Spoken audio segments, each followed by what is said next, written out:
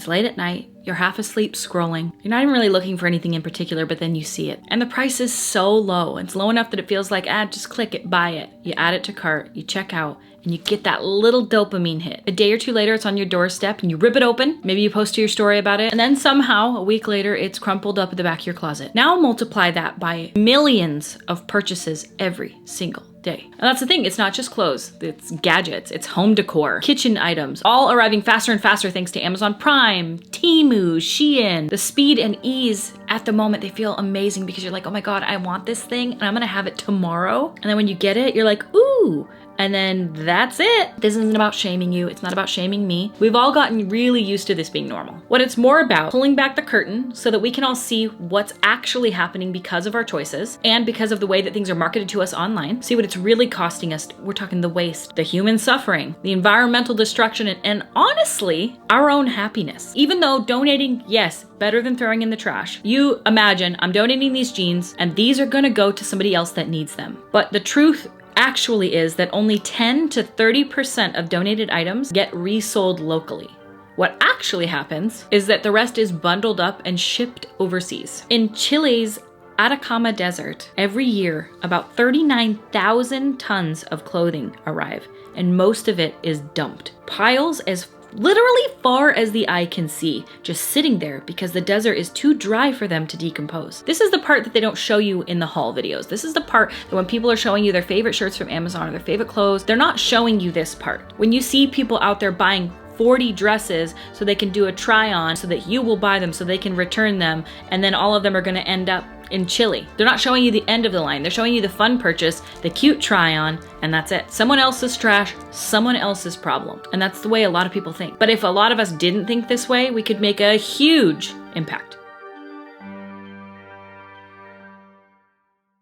There's also a psychological piece to the puzzle that I don't think a lot of people really know or that they don't actually care about. And I think it's mostly that people don't care because it feels good. And we do things for ourselves that feel good. Overconsumption thrives on dissatisfaction. Our brains are wired to crave novelty, and they get a little hint of dopamine every time we buy something new. I've felt it.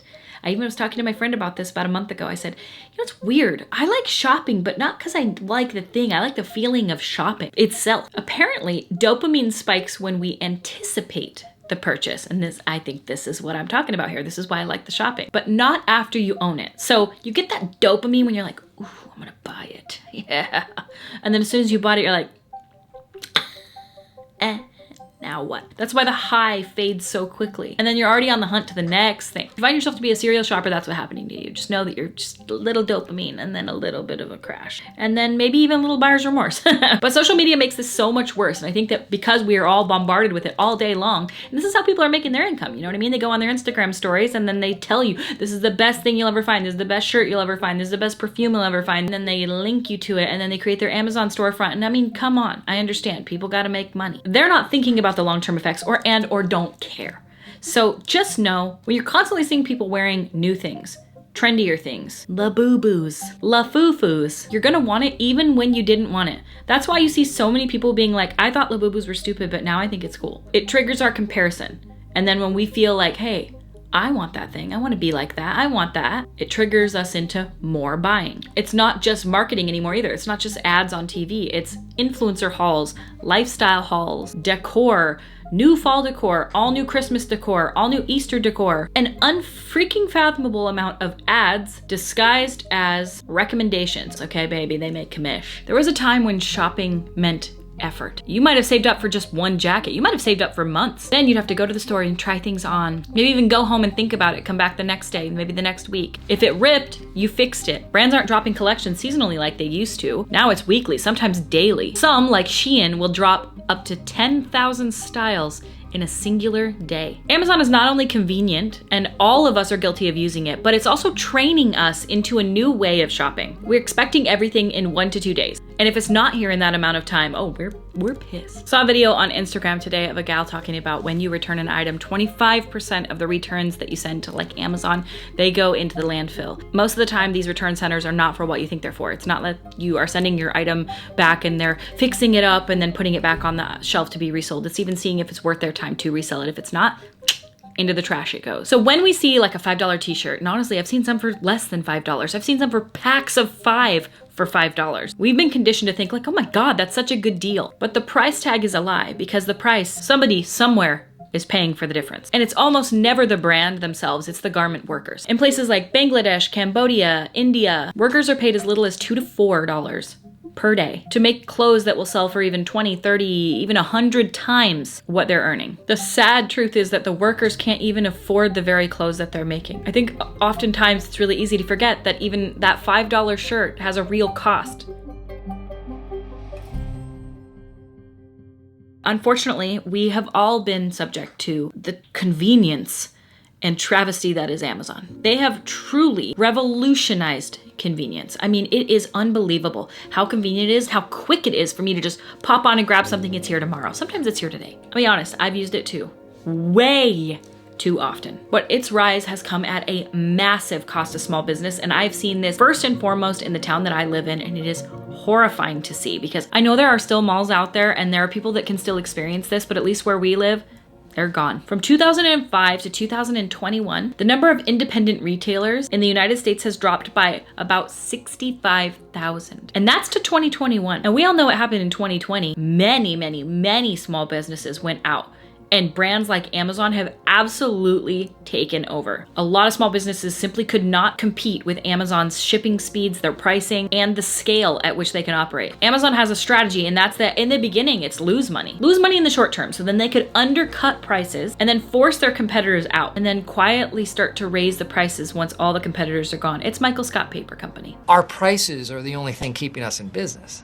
They're actually putting you out of business. And it wasn't just brick and mortar stores either. It's also small online sellers too. Amazon has been accused of copying successful products from individual small sellers and then pushing those sellers out of the marketplace, so then that would rank Amazon's version higher in the search engines, and that would push them out of the search results. So then you're just buying the Amazon item. Our communities lose more than just a place to shop. We lose jobs, we lose tax revenue, and the sense of connection, which I don't think should be underplayed, how important it is to go out and be around other people. I love the convenience of not having to leave my house. I love that they have literally everything that you could ever need and probably don't need most of, but it's so easy to abuse, and I think we all know this. If we just make a little effort to stop shopping on Amazon, if you can, and start shopping locally, just a little bit of one, it could really make a big impact. Amazon has made it almost effortless to overconsume without even thinking for 2 seconds about it. You don't have to think about where things come from or who might get hurt in the process. And I think a lot of us want to just kind of, we don't want to know. According to the International Union for Conservation of Nature, 35% of all microplastics in the ocean come from synthetic textiles. That's more than car tires, plastic straws, and plastic bags from our clothes, from our Lululemons. Fibers don't biodegrade. They just continue breaking down into smaller and smaller and smaller pieces, absorbing toxins and then entering the food chain, because animals in the ocean be eaten, and we be eating them. So the fish you eat might be eating your pants. Now with fast fashion pushing even more and more creation of synthetic fibers, that's pretty much all that they are, to be fair. It's not like linen and cotton. Problem's only getting worse.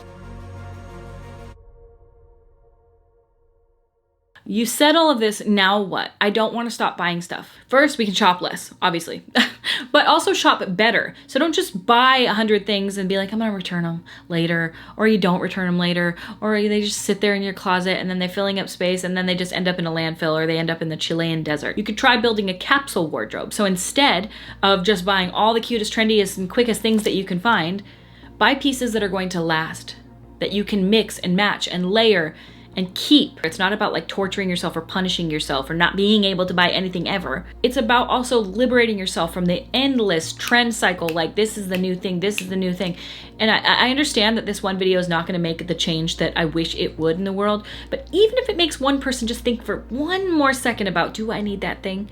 We don't need that thing, most likely. You can also shop secondhand. So, you know, like I said, the majority of things don't end up in a secondhand shop, but the things that do, that's a great place to start. Giving a second life to clothes. You can do it from local thrift stores. You can do online thrifting from like ThredUp. Feels like online shopping like regularly, but you're giving a second life to the clothes. There's consignment shops, there's Poshmark and Depop and all those different places that you can buy clothes that have been pre-worn. This isn't just about clothes either. I mean, come on, we're buying a lot of stuff. Kitchen utensils, gadgets, I've done this too. And so not only are you saving your money as well, because thrift stores tend to be a lot cheaper than buying new. I know not every place. Shein is cheap for a reason. You're keeping those items in circulation longer instead of just having them end up in a landfill. Third, you can buy local when you can. And I think this is one of the most impactful things that any of us can do is buying local. Your dollar spent locally goes so much further than it does when you buy online. Every dollar spent at a local business generates about 3 times more local economy activity than that same dollar spent at a chain. Another one you can do is try if we can to avoid impulse shopping. You know, I do this sometimes from Amazon. I'll like put it in my cart and then I put it on the save for later button. 90% of the time, I do not get it later. You'd be really surprised how often you forget about something. Even after like a week, you'd be like, oh, I don't need that anymore. Overconsumption isn't an accident either. This is happening by design. It is a business model. And so knowing that, we can change it. We have the power to opt out of it even a little bit. The more that you choose durability, sustainability, quality, and mindfulness over quick dopamine hits and scrolling and just like purchasing every t-shirt of every single color that you're never even gonna wear, so tags on, the more pressure that we put on the system to change overall to make it better for everybody. I feel like this is happening in so many ways, and then it's just like, it's like 1 step forward, 20 steps back, 5 steps forward, 10 steps back. Put it in your save for later cart. See if you do come back to it later. Thousands of single-use products, doing purse restocks and filling their purse with things so that every single day they have new items in single-use plastic packaging. These things do not exist in a vacuum. They are exponential. People see those things and want to do those things. They see you, they want to be you. They see you have 150 of the same t-shirt in every different color. They want that. And know that when you sell that item to them, the impact that you are making on the world could be a positive one or it can be a negative one. This isn't about blaming you. This is blaming myself too. All of these things in everybody's mind, just that little package here, that little shirt there, that little item here, it adds up into a level that creates a garbage patch in our ocean and a desert filled with clothes as far as the eye can see that will never break down and will cause so much suffering needlessly. And so if we know it, we can change it. If you don't know, you can't change. And you can't make informed consent decisions on what you're doing with your life if you're not informed in the first place. So while it's uncomfortable to hear, and nobody likes to hear it, and I don't like to hear it, I don't want to know, I don't want to change, it's good for us to change a little bit. They've made it so convenient that it's too convenient to say no to. We can choose to live a life that makes the future feel a little bit less disposable. I know it may seem in this video like I am talking at you, like I am making this video for you because you need to do something to change. No, I am quite literally the problem. I'm sitting in a makeup room, a room for makeup, surrounded by more makeup than one face could ever wear, recommending products to you day in and day out. This isn't about the average, everyday, just buying normal things for your family type of person. I've seen an explosion, especially since the beginning of TikTok, of people over consuming. Now there's consuming a regular amount, which is I think what most of us do. And I mean, come on, I'm on Amazon way too much. And I think they are an awful corporation who I unfortunately am so addicted to. Like, it's actually sad and pathetic.